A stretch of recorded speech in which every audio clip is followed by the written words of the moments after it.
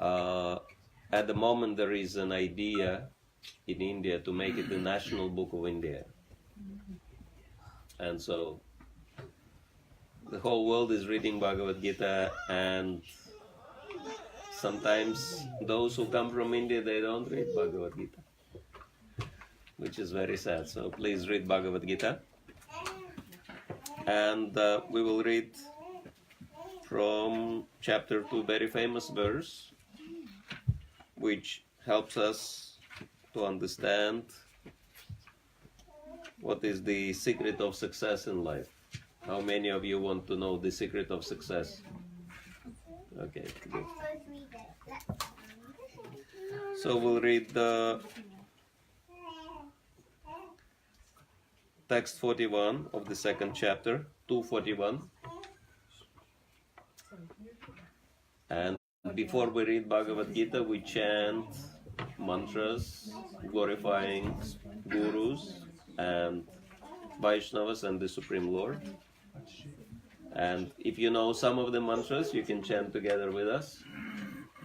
Om Agyanti Mirandasya Gyananjana Shalakaya Chaksharan Militam Yena Tasmai Shri Gurave Namaha Shri Chaitanya Manovistam Sthapitam Yena Bhutale Swayam Rupa Kadam Vayam Dadati Smadanayam Mancha Kauparudyasya Kripa Sindhu Beja Patitanam Pavanebhyo Vaishnavebhyo Namo Namaha Shri Krishna Chaitanya Prabhu Nityananda Shri Advaita Gadadhara Shivasati Gaur Bhakta Vrinda Hare Krishna Krishna Krishna Hare Hare Hare Rama Rama Rama Hare Hare Dhamma Prema Puro Vibhur Nirmakshati Adamasa Purusha Mungta Gunan Sadasa Sadasatmakalam Krishishta Bhagavan Vachansame. So next mantra, I'm sure all of you know, so I want all of you to please repeat after me. Om Namo Bhagavate Vasudevaya. Om Namo Bhagavate Vasudevaya. Om Namo Bhagavate Vasudevaya. Om Namo Bhagavate Vasudevaya. Om Namo Bhagavate Vasudevaya. Om Namo Bhagavate Vasudevaya. So chapter 2 of Bhagavad Gita is contents of the Gita summarized, Sankhya Yoga, and we read text 41, and we'll request parents to calm your children down if they become distracted. So make sure that everyone can listen very well. Yavasayatmika buddhi ekeha kurunandana bahushakayanantascha buddhayo vyavasainam. Those who are on this path are resolute in purpose, and their aim is one. O beloved child of the Kurus, the intelligence of those who are irresolute is many-branched. Purport by Srila Prabhupada. A strong faith that by Krishna consciousness one will be elevated to the highest position, perfection of life, is called Vyavasayatmika intelligence. The Chaitanya Charitamrita Madhya 2262 states, Shada Shabdi Vishwasa Kahe Sudrida Nishchaya Krishna Bhakti Kaile Sarva Karma Kritahaya. Faith means unflinching trust in something sublime. When one is engaged in the duties of Krishna consciousness, he need not act in relationship to the material world, with obligation to family traditions, humanity, or nationality. Fruitive activities are the engagements of one's reactions from past good or bad deeds. When one is awake in Krishna consciousness, he need no longer endeavor for good results in his activities. When one is situated in Krishna consciousness, all activities are on the absolute plane, for they are no longer subject to dualities like good and bad, the highest perfection of Krishna consciousness is renunciation of the material conception of life. This state is automatically achieved by progressive Krishna consciousness. The resolute purpose of a person in Krishna consciousness is based on knowledge. Vasudeva Sarvamiti Samahatma Sudurlabha. A person in Krishna consciousness is the rare good soul who knows perfectly that Vasudeva or Krishna is the root of all manifested causes. As by watering the root of a tree, one automatically distributes water to the leaves and branches, so by acting in Krishna consciousness, one can render the highest service to everyone, namely self, family, society, country, humanity, etc. If Krishna is satisfied by one's actions, then everyone will be satisfied.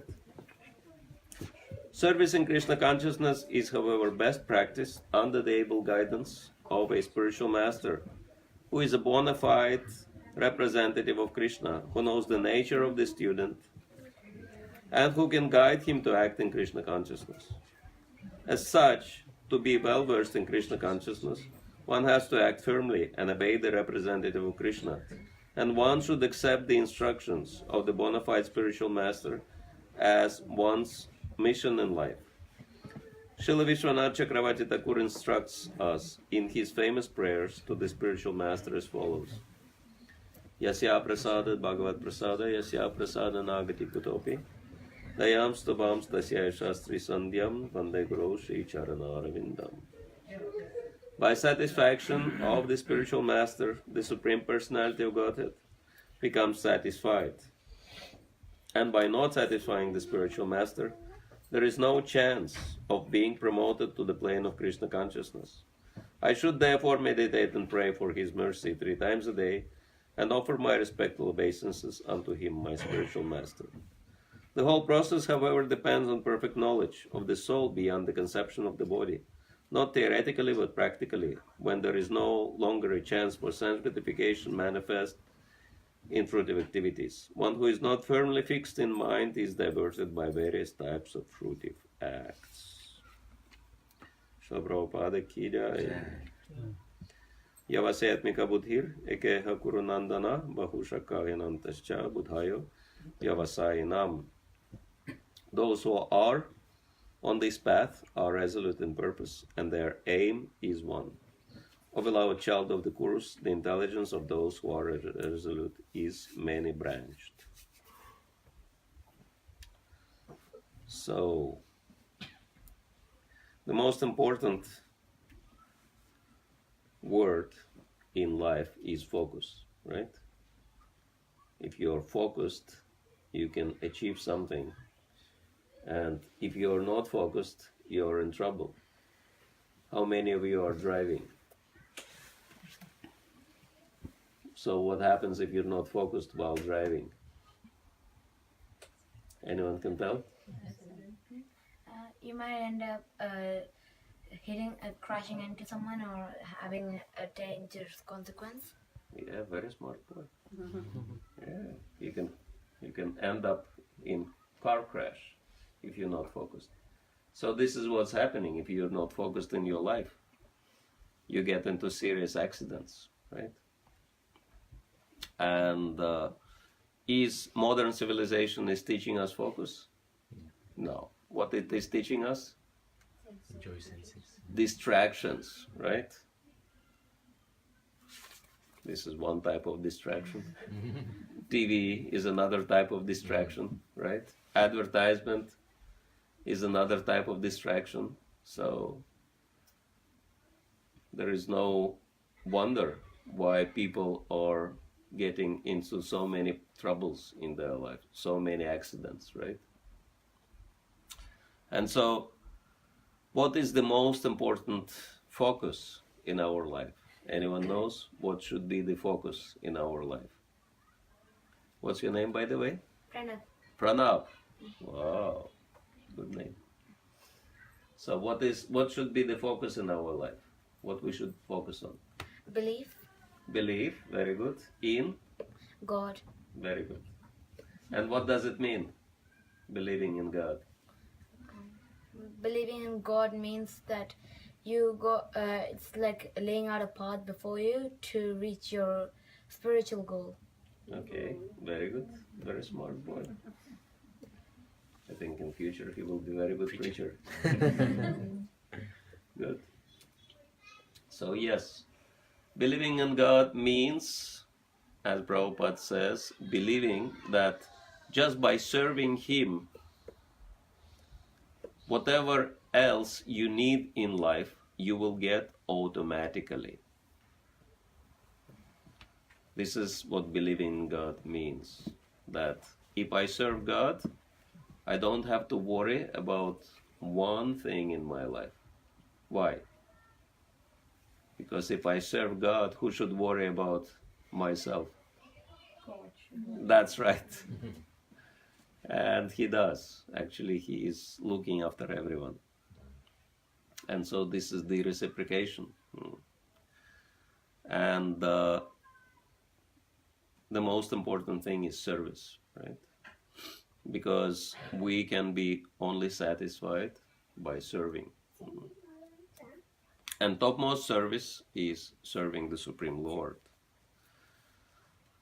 Krishna, Vishnu, same person.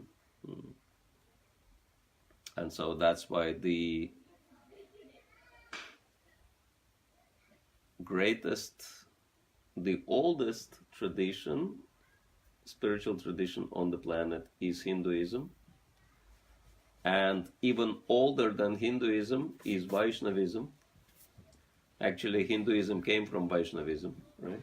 Because worshipping the Supreme Lord, Vishnu, is the original spiritual tradition of the world, of the earth. As Vijay Prabhu mentioned, I'm traveling to many different places. And I think it's really important for all of you to read these books because there are not too many books. I mean, Vedic literature is unlimited, but Srila Prabhupada gave us the most important, which is Bhagavad Gita and Srimad Bhagavatam, which is Bhagavad Puran. And also there is Chaitanya Charitamrita, which explains the modern path of Bhakti in Kali Yuga. How do we follow Bhakti in Kali Yuga? And I come from Russia originally. And I mean, it's not something which is unknown.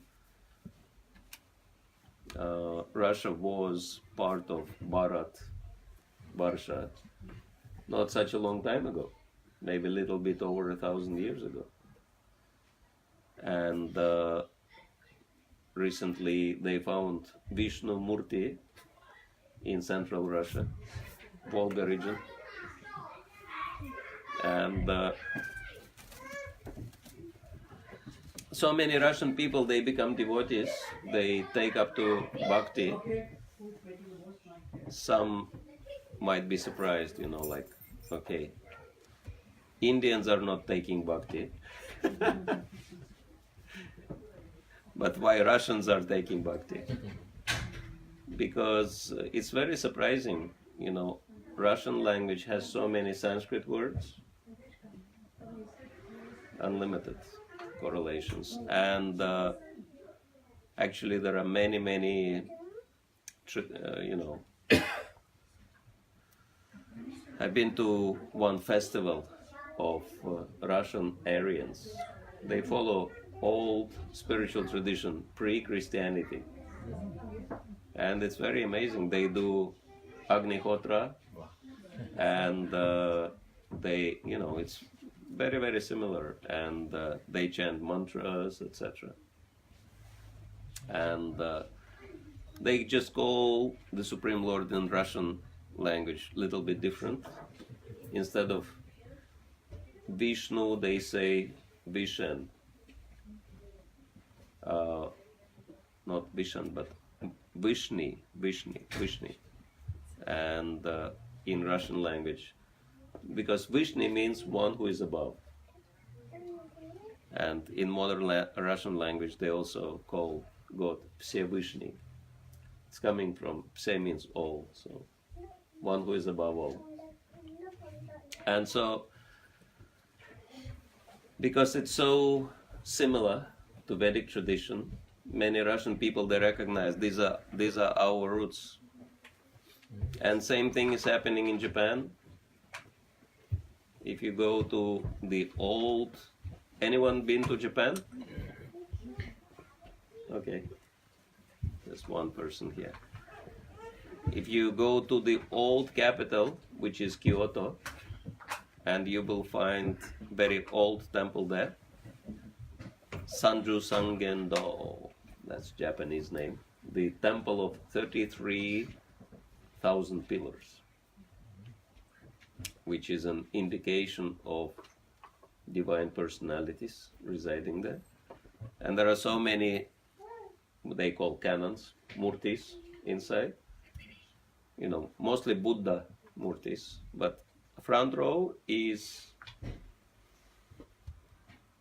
Vishnu, Narayan, Shiva, Parvati, Garuda, they call him Karura in Japanese language. But Lakshmi they call Shri, which is very much Vedic. And so somehow Varuna and, Indra and Vayu are also there. So, and nobody can explain properly why this was emperor's temple, why the emperor's family was worshipping Narayan and Shri and Shiva and Parvati, etc. So, and same thing in Southeast Asia. I mean, it's so obvious. Singapore, I call it Nara Singapore. There are so many Vedic temples there, old temples. Japanese people go and pray, like there is Balaji temple, which is more than 300 years old. So many Japanese people go and pray to Balaji. And I've been to Cambodia. The biggest Vishnu temple. Anyone knows where the biggest Vishnu temple on the planet situated? Old Vishnu temple. Yeah, Angkor Wat. Angkor Wat. And you can look at the map. Where is India and where is Cambodia? Thousands and thousands of miles away. And there is a biggest Vishnu temple. And actually, it was constructed by a Tamil king, Rajavarman, and he even had initiated spiritual name. He got Diksha. His name was Param Vishnu Loka Maharaja. Wow. And he constructed Angkor Wat. Everybody knows it. So you can see that the influence of Bharat was covering the entire planet. I've been to Angkor Wat. I went there. Very interesting place. So many people go there. And, they have this two-wheeler taxi, like motorbike, because the area of the temple is so vast, you cannot possibly visit everywhere. There are so many temples there. And all the tour guides, they say, the central temple, they bring you early in the morning before the sunrise, and the temple is situated on the island surrounded by the lake, and it is created lake, man-made lake, perfect shape, perfect round.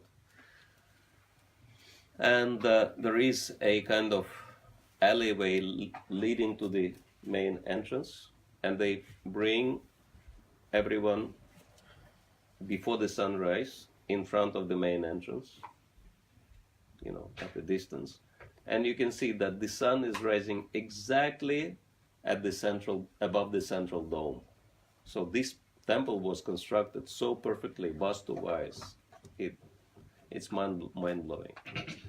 The central dome was dedicated to Lord Vishnu, and the two other domes were dedicated to Brahma and Mahesh, Lord Shiva. So Trimurti. So Vedic, because Vedic system means worshipping the Supreme Lord and all his associates, devotees, right? And when Buddhism came in the country, they recarved the Vishnu Murtis into Buddha Murtis. Very interesting.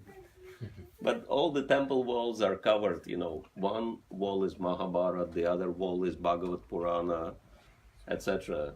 One wall is, you know, Damodar Lila. Full Damodar Lila is carved on the wall, etc. And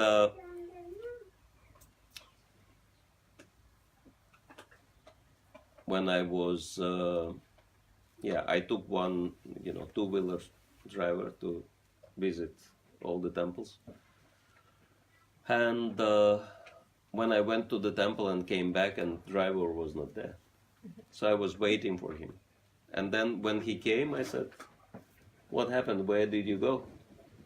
He said, "Oh, I went to the temple to offer incense stick to Lord Vishnu." I was very surprised. Because these are not functioning temples. These are old temples. There is no worship going on there. I said, "You are Buddhist. Why do you go and offer incense to Lord Vishnu?" And he laughed. He said, "All of us do the same thing because Lord Vishnu is bringing good luck." So we're all worshipping Lord Vishnu. I was very surprised. I mean, this country is for so many centuries Buddhist. They still keep faith in Lord Vishnu in their hearts for so many centuries. It's amazing that no matter what happens, that faith in the Supreme Lord cannot be destroyed. And I said, I actually have one special mantra dedicated to Lord Vishnu, which can give you unlimited luck. He said, "Really, give me this mantra." And I had stickers with Hare Krishna mantra. So I gave him the sticker. I was thinking he will put it into his pocket. No. He, you know, removed the sticker from the, you know, paper, and he plastered it over his speedometer on the motorbike. I said, why did you do that? He said, "It's very important that I see this mantra in front of my eyes, and I chant this mantra all the time because I want all good luck in my life. So I will be always chanting this mantra." I was thinking, wow, what an enthusiasm. So then next, I went to the next temple. I came back, and this driver of mine, he collected so many other motorbike drivers. And because there was only one sticker, right? So he told them about the mantra, and you know, he couldn't share physically the mantra, so he had them to repeat this mantra to learn it by heart. So they were all like doing Hare Krishna, Krishna Krishna. I was thinking, this is amazing, you know, how much people are eager for Krishna, so many thousand miles away from India, in Buddhist country, and it's happening all over the world. And so, because this is what Bhagavatam is describing, that the entire planet was Bharatvarsha, the whole world, entire India, Europe, Asia, America. I found out little more that Native Americans, they had practices which were pretty much Vedic practices. And because we have the leadership training school, we call it IDEAL, Innovative Development, to empower authentic leadership, because we need many spiritual leaders in the world, because the world is in such a mess, and only spiritual leadership can help. And one of our students, she's a devotee, but she comes from Native American family. And she told us that she became attracted to Krishna only because Krishna conscious practices such as japa and Mangalaratik and deity worship and everything else is so, and even offering food before eating only prasad, right? Not eating anything which is not offered to the Supreme Lord. She said this is what her mother taught her from the childhood, because her mother, you know, she is like one of the teachers in Native American tradition. Native Americans, they worship the Supreme Lord, they offered all the food, they had their, you know, Mangalaratik early in the morning, glorifying the Supreme Lord. And they had the mantras and yagyas and everything. So full on Vedic tradition. I knew that there is similarity. I didn't know that there is so much similarity. And same thing in Australia. People were practicing yagyas. And South America, full Vedic tradition, if you go there, if you study what was happening. Even Africa. Here in London, if you look carefully, sometimes you will see African ladies in saris and men are dressed like, having like Punjabi dress with turban on the head. When I saw that, I was confused. I was thinking, what is this? I was thinking first, these are devotees. But then they had no neck beads and they saw me, they didn't say Hare Krishna. So I realized these are not devotees. So I had this question in mind. And then one man dressed like this came to our temple for the morning program. And he was devotee. Neck beads, chanting on his mala. And I asked him, is this dress Indian or African? He said, no, this is our traditional African dress. I said, why is it so similar to Indian dress? He said, because the whole Africa was Vedic. It was part of Bharatvarsha. The original god of Africa is black youth playing flute. So this is what you can see. The whole world, I mean, everything Bhagavad Purana says, it's true that the whole world was big Bharatvarsha. And then, you know, in the same way as Bangladesh and Afghanistan and Pakistan, they were recently parts of Bharatvarsha, right? Then they separated. So this process of separating piece by piece from Bharatvarsha is happening for thousands of years. This is how all the countries appeared, all the different countries appeared on the earth. But before, Bhagavad Purana says that the whole planet was under the rule of the same kings, right? Pandava dynasty, Kaurava dynasty, so they were ruling. Maharaj Yudhishthir, Maharaj Parikshit, so they were ruling, and Bharat Maharaj, right? This is how the country is still called Bharatvarsha, because Bharat Maharaj was ruling the whole world. And so this is the greatness of Bharatvarsha, that this is the original civilization on earth, which didn't even start from here, in that the ancestors came from outer space, we know, right, from higher planets. So all these stories about, you know, aliens starting human race are actually true. Because this is what Vedic literature explains, this is what Bhagavad explains. And it's called Vedic because Veda means knowledge. And so it's very important to act on the basis of knowledge. This is the only thing which differentiates human beings from animals, right? Human beings can have knowledge, but animals cannot have knowledge. And the most important knowledge is spiritual knowledge, right? And what is the spiritual knowledge? What are the items of spiritual knowledge? Can anyone tell us? What's the most important thing in spiritual knowledge? There is only one God. One God. Yeah, very good. God is one. Yes, there is only one Supreme Lord. Okay. And any other items? God is one. Vishnu or Krishna. He has so many names. And who are we? Are we this body? No? Yes, no. Are you the body? No. Who are you? The soul inside. Very good. Yes, spirit soul. And as spirit soul, you are immortal.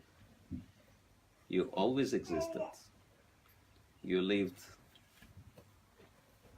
so many lifetimes already, and you're living this lifetime. And unless you realize your connection to the Supreme Lord through service, you might lose this opportunity of human life, right? And even in human life, you might lose the opportunity for spiritual development. And if you lose that, you lose everything. In Russia, I was doing book distribution for a few years. This is one activity we're doing. We are distributing spiritual books, Bhagavad Gita and other books, to the people on the streets. And I was going to start book distribution. I haven't started yet, so I was on the street and one man approached me, Russian man, and he was looking at me because I was dressed like this, and he said, "Are you a Buddhist?" Because Buddhists, they also dressed in saffron. Sometimes they mistake us for Buddhists. They don't understand the difference. And I said, "No, I'm not a Buddhist, I'm a Hare Krishna." He said, "What's the difference?" I said, "Simple difference. Buddhists, they don't believe in God, and Hare Krishnas believe in God." And he said, "Are you sure that God exists?" I said, "Of course." And he said, "How can you be sure that God is there?" I said, "Very simple, that if you chant this mantra," and I showed him mantra at the end of the book, Hare Krishna, Krishna Krishna, Hare Hare, Hare Rama, Rama Rama, Hare Hare. God will manifest himself in your life, and you will be totally convinced that he is reality. And I said, without being in touch with him, our life will be complete trouble. There is one proverb in America that if you, in time of trouble, address God, he will get you out of trouble. But if you address him without waiting for trouble, you will never get in trouble. So, and I told him, this is the mantra to get us out of all the troubles, and this is the solution for all our problems. He said, "Are you sure?" I said, "Of course. I'm doing that for so many years. I have so much experience, and you can take this book, you can give little donation, and you can try this mantra. If it doesn't work, come back to me, I'll give you money back." So it's money back guarantee. It will work. And he was like really big man. And he took the book and he started crying. I was shocked. A big and powerful man, and he's crying tears. I couldn't understand what happened. And he looked at me, he said, my life is actually so difficult that I wanted to go and commit suicide right now. But now I met you and you told me so convincingly, if I chant this Hare Krishna mantra, my life will change. I want to try it out and see if it will work. So I was just thinking, you know, if he wouldn't see me and if he wouldn't ask questions, he wouldn't be alive, right? So this is how important it is that people actually losing everything, even losing their life, because they don't understand what they are living for, right? Or they do some other stupid things and take other people's lives just because they don't understand the purpose of human life, right? They don't have respect for human life. And so, therefore, spiritual knowledge is the most important thing in life. And so it's important to gain spiritual knowledge and practice spiritual knowledge. As Nabhinandan Prabhu was sharing, that he's teaching people ABCD of spiritual knowledge. How many of you heard of ABCD of spiritual knowledge? Anyone heard? Please raise your hand if you heard. I heard. Anyone else? How many of you want to hear what is the ABCD of spiritual knowledge? Okay, maybe we can ask him to explain what is the ABCD. No, Maharaj, you too. You I already spoke, so please share. That's your topic. Your purity, Maharaj, is far superior. So the A, as Maharaj explained, we are eternal beings, and as eternal beings, we are not this body. So we are the consciousness, we are the soul, which gives life to the body, and so we are actually we have a consciousness. At the moment, it's material consciousness. That's why we are bound in this world forever. We need to improve that consciousness to make it spiritual consciousness, so that our next life is in the spiritual world with God.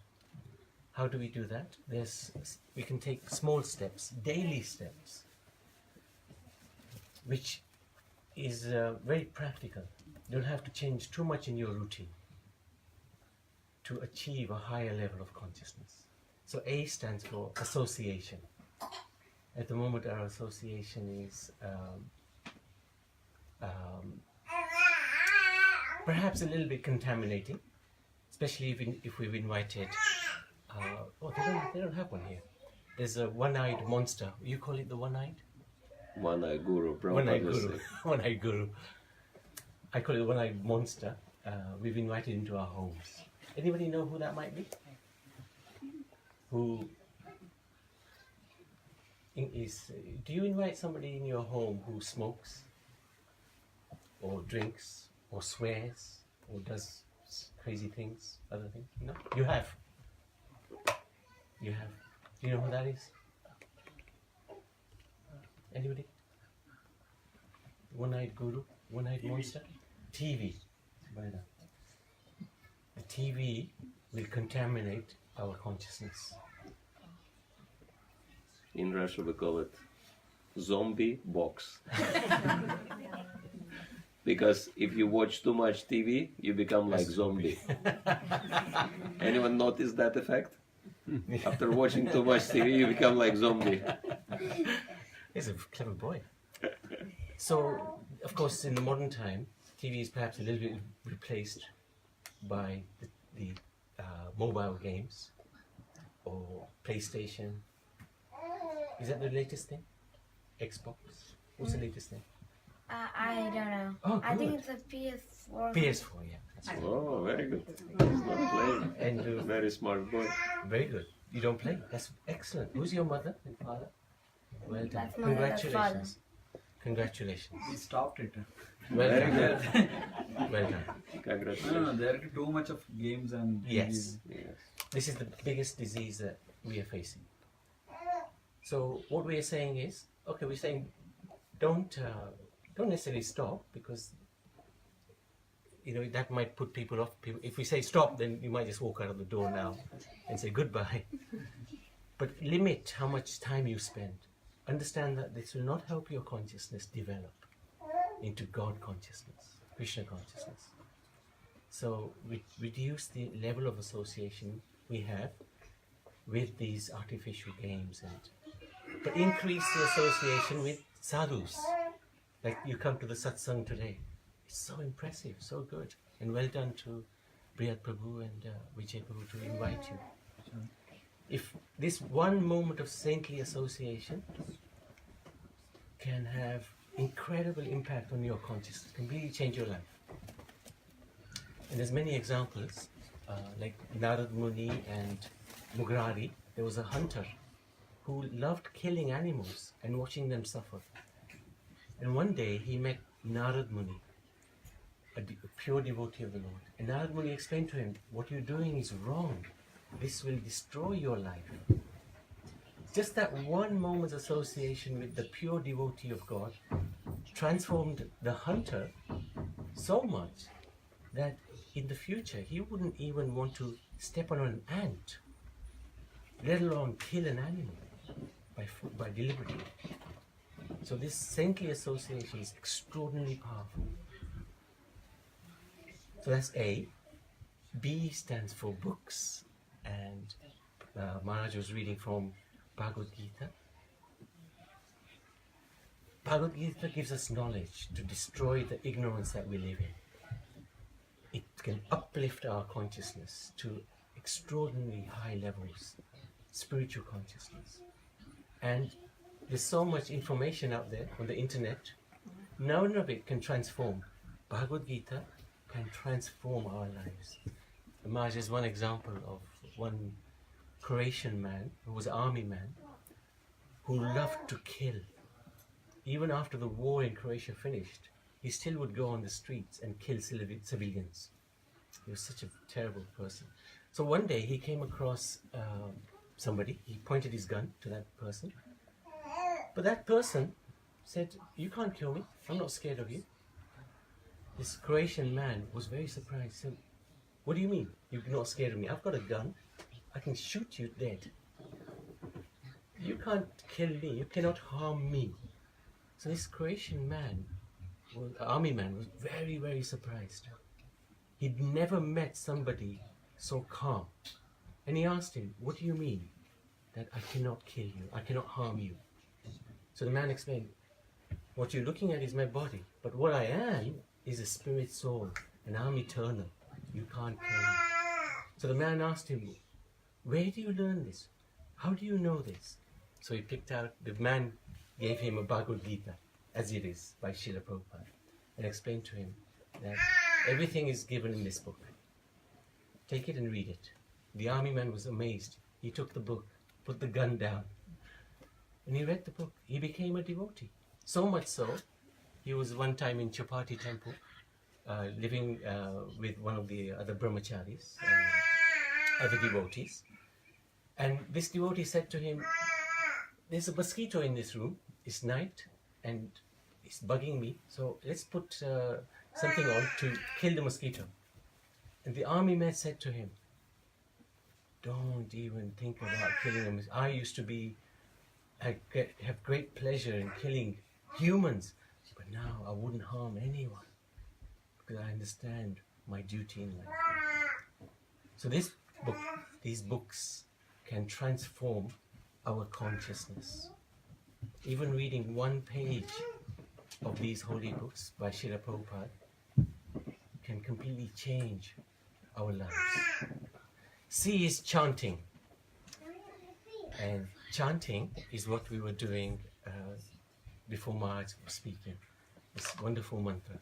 Hare Krishna, Hare Krishna, Krishna Krishna, Hare Hare, Hare Rama, Rama Rama, Hare Hare. In this age, which is a very difficult age, the age of Kali, so many distractions, which Maharaj is talking about. So these distractions will keep us away from our goal. But this chanting, if we can fix ourselves, every morning we rise early in the morning and spend some time chanting. Morning is the best time. And we have beads. Unfortunately, we didn't bring them today. But if you have beads at home, don't let them gather dust. Try to use them to help you focus on the holy names of God. The chanting can transform. How many have beads at home? Yeah. Please raise your hands. How many don't have beads at home? Wow. Okay. Beads So are easy to maybe do. next time we have extra beads Yeah. at the temple. Okay, maybe we could give beads to everyone. And how many of you would like to try japa? Very chanting. good. Okay. Fantastic. Very nice. Today we were at a school and we had a tent and people were walking by. At the end, a group from St. Andrew's School came. There was 5 black-bodied ladies. They sat in the tent with us and I said, would you like to try some chanting? And I gave them each a bead. There's 27 beads, not the 108. And each one of them, we chanted together. I had the mantra up. And although there was a lot of noise at the background because there were other things going on, they were really focused. Eyes closed. They chanted so nice. I was watching them with my eyes open. They were eyes closed.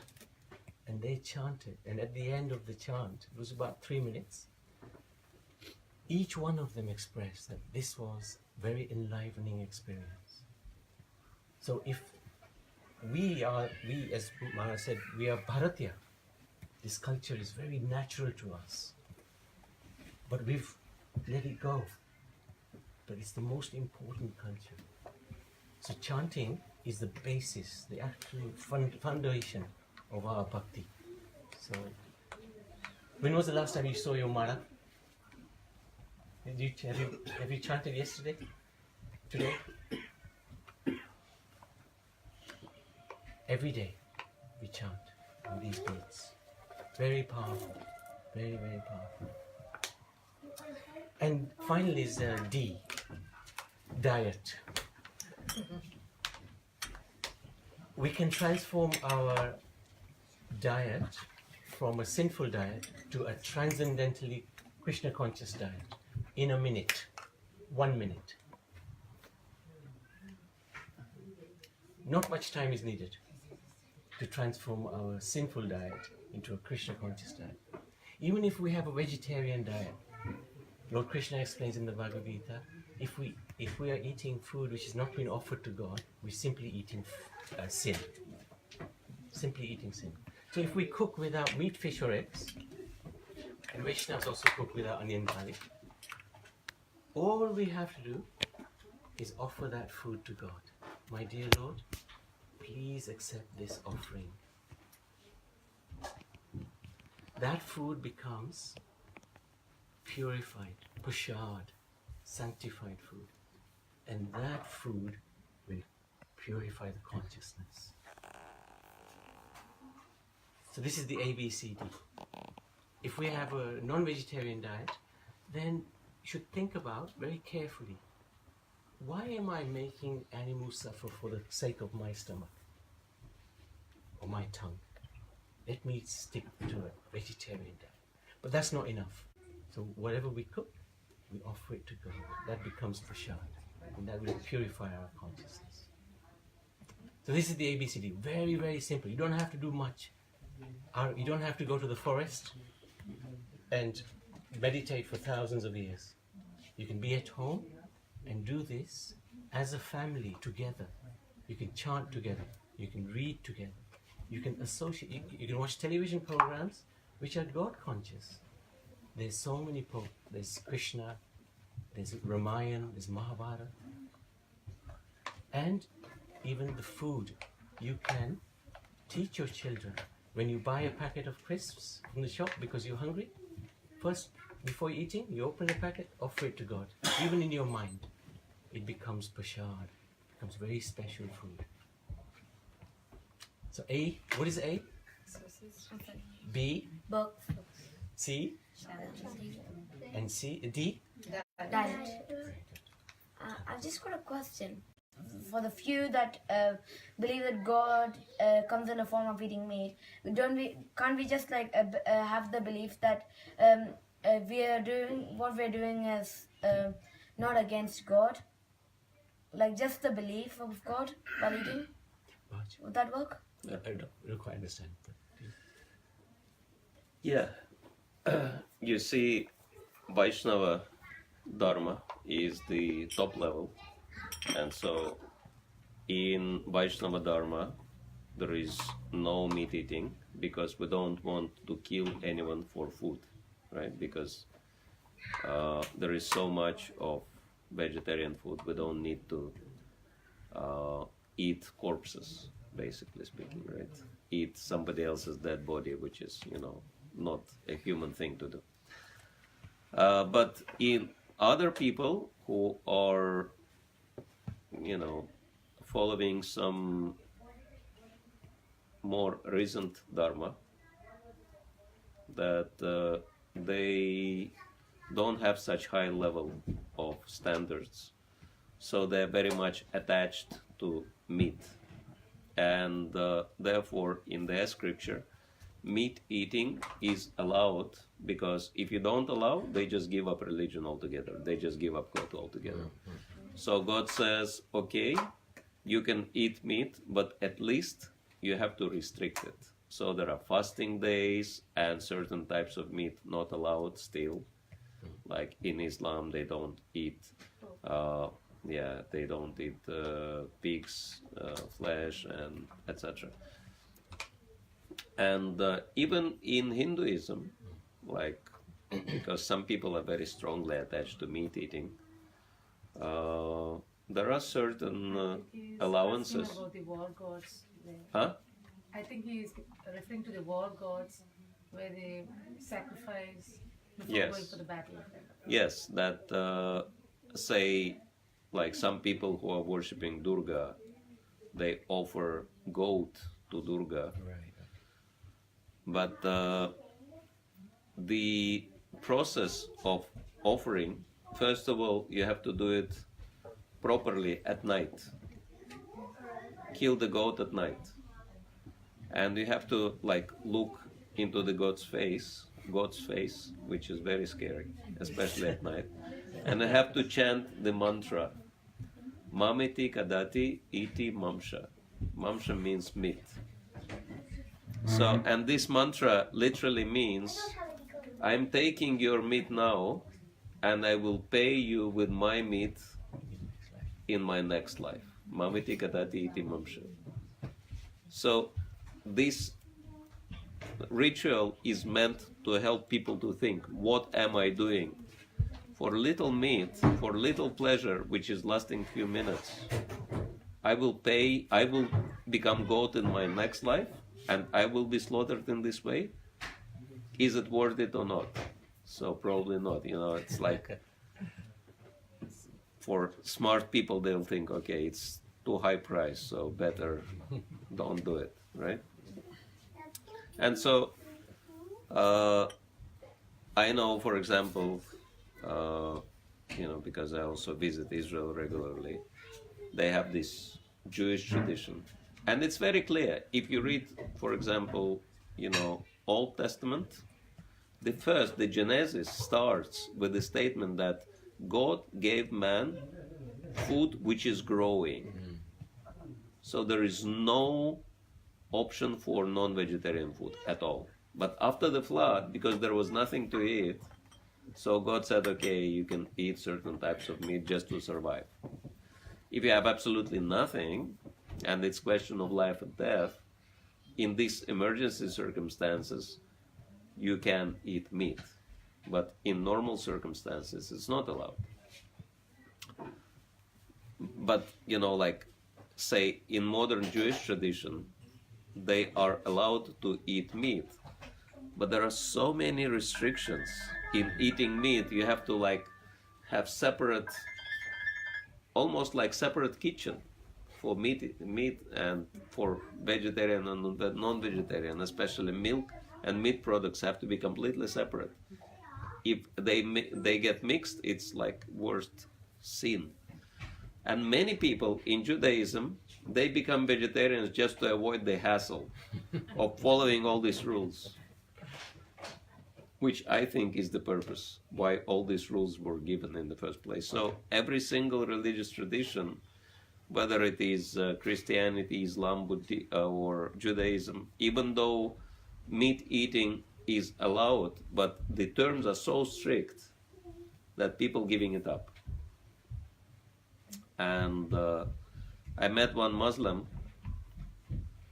and he said he was practicing Islam very strictly from the age of 5.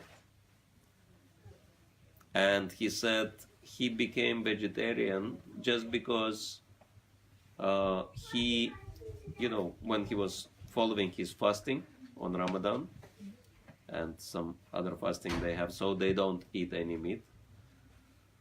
And he said, my spiritual practices were so good, and when I start eating meat, my consciousness goes down. So I realized that better I become vegetarian. So every single religious tradition is encouraging people to give up meat. But Vaishnavas, from the start, 0, no meat at all. Other traditions, because people so attached, is gradual, right? Okay, you eat, but in restricted conditions and follow the fasting. In Christianity, you told me, hundreds, it's like, no, another, you told me how many fasting days in Christianity? Somebody else. It's more than half a year. If you put it all together, more than half a year, all the Christians, they follow vegetarian diet. Like out of 365 days, more than 180 days, 190 something days, they have to follow vegetarian diet. So this is the idea, whether immediately or gradually, but give up meat. Even halal, Maharaj, I'm not 100% sure of this, but in order for it to qualify as halal, all the blood has to be removed from the body. Yeah. And that's impossible. Yeah, impossible, yeah. So yeah, this, for smart people, they understand that better not to eat meat at all. But those who are too attached, they supposed to understand gradually. So that's the idea. But it's like people only eat meat because they don't think what they are doing. For me, it's like from the childhood, even though I was born in Muslim family, but I was thinking, like meat is piece of somebody's body, piece of somebody's corpse, and I'm putting that into my mouth. It is crazy how this is possible. But my parents were saying, no, you should do this, this is good. How this could be good, And I would tell my parents, like, I will eat if you leave the room. So they would believe me naively and would leave the room, and I would throw all this into the dustbin. And then they would see that in the dustbin, they would say, oh, you cheated us. And next time when I would tell them, you leave the room, they would say, no, that we'll check the dustbin. So I said, no, that there will be nothing in the dustbin. But when they would leave, I'll chuck it out of the window. So, it's just a common sense. How can you eat somebody's body, piece of somebody's corpse? It's horrible. But because people don't think about it, they do it. It's like there is a saying that we should not worry what people think about because they don't do it. People just don't think, they just live life on autopilot, right? So it's really important that we study Vedic literature, especially Prabhupada books, because that will help us to think and understand what are we doing with our lives, in which direction we are going. Yeah. All right. I take any questions? Yeah. If you have Any- any questions, you can ask Any me. questions? Any complaints?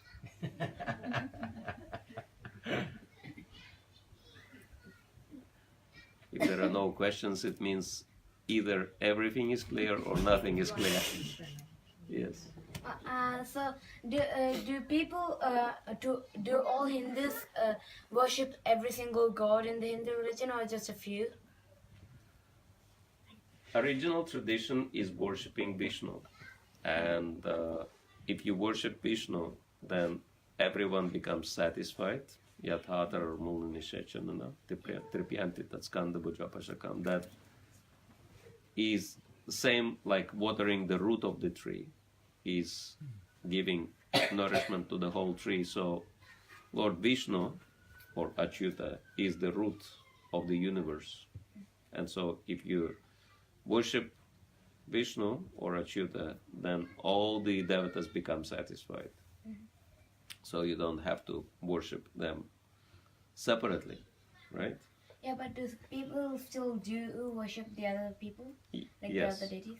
Yes, because Bhagavad Gita also explains that if someone has material desires, then they worship demigods for fulfillment of those material desires. Okay. But those material desires, they become fulfilled, but they get them in trouble. Like there was one demon, and if you see, like who was worshipping Lord Shiva? Ravan was worshipping Lord Shiva, right? And who is Ravan? Ravan is demon. And who was worshipping Brahma? Hiranyakashipu was worshipping Brahma. So you can see that demoniac people, they like worshipping demigods, because demigods, they can very quickly fulfill their material desires. And so one demon, he was worshipping Lord Shiva, and he was doing Agnihotra, but instead of, like ghee, he was cutting his own flesh, and he was throwing this flesh into the fire just to force Lord Shiva to come down and fulfill his desire. And the name of this demon was Vrikasura. Vrika means wolf. Oh, And Lord Shiva didn't want to come, because he was seeing that this is, very bad person, so he cannot have any good desires. But Lord Shiva, it's explained that Vaishnavanam Yatha Shambhu, Lord Shiva is the topmost Vaishnava, and therefore he is very, very compassionate. So he took pity on this demon, because he was torturing himself so much. So he decided to come down and ask, so why are you torturing yourself like that? What do you want? And then this demon said, I want a boon, so that if I touch anyone's head, that person's head should split into thousands of pieces. I want to blow up anyone's head with one touch. This is the boon I want. So this is what demoniac people want, right? They want some boon to harm other people. And Lord Shiva said, okay, I'll give you this boon, just stop torturing yourself. But when he got this boon, he wanted to touch Lord Shiva's head. And Lord Shiva realized now he's in trouble. And so he was running away from this demon. And then Lord Vishnu decided to save Lord Shiva. And Lord Vishnu's power is Vishnu Maya, so he can bewilder anyone. And so he came out in the guise of a small boy. And he looked at this demon. He said, why are you running? He said, this Lord Shiva, he gave me this boon to split anyone's head into pieces. So I wanted to test how it works, to touch his head. And Vishnu, in the guise of a small boy, he said, didn't you know that Lord Shiva became too old and all the boons he is giving, they don't work? So he is giving fake boons and you can test it. If you touch your head, nothing will happen. And so this demon became so bewildered, he touched his head and his head got split into 1,000 pieces. So Lord Shiva was saved like that. I've heard of a similar story, but it actually said about the demon. If he touches anyone's head, they go to ashes, and that Vishnu came in the form of a maiden and was trying to teach the demon Bharatanatyam. But then he forced the demon to touch his own head while doing it. It's a different version. Yeah, this story I told is from Bhagavad Puran, from Srimad Bhagavatam, 10th canto. One of the last chapters is describing that story. But you can see demoniac people, they have material desires, but these material desires are not good for them and they are not good for others. Because material desires, they put people in big trouble. So that's why better to worship Lord Vishnu, because by worshipping Lord Vishnu, you will become free from all material desires. And if you become free from all material desires, you become free from all trouble. Right? Like we are following 4 elevated principles. We are avoiding meat, fish, and eggs, and gambling, and relationships between man and woman are very regulated, and we avoid intoxications of all types, even tea or coffee, what to speak of alcohol or cigarettes or other things. So, and if you live a pure lifestyle like that, you can avoid a lot of trouble, right? But why people drink, why people smoke, why people do all these things?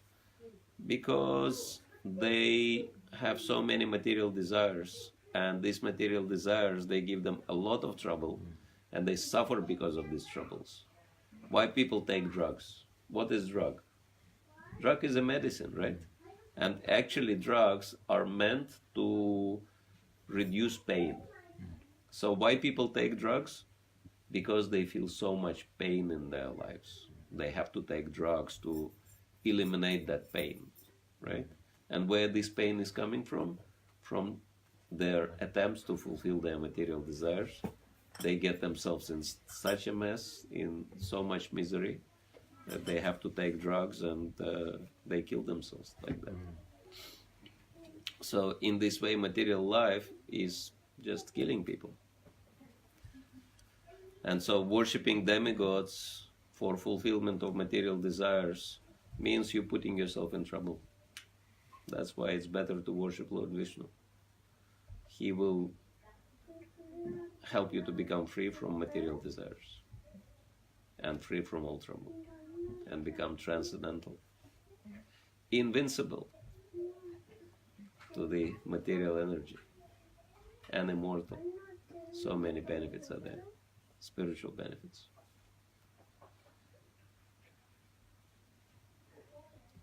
Maharaj, we have an online question. Yeah? Why do demigods have this obligation in front of worshippers? Because these worshippers, they really insist, and they perform a lot of austerities. And austerity means they torture themselves. And so demigods, they don't want them to suffer. So they have to come and fulfill their material desires.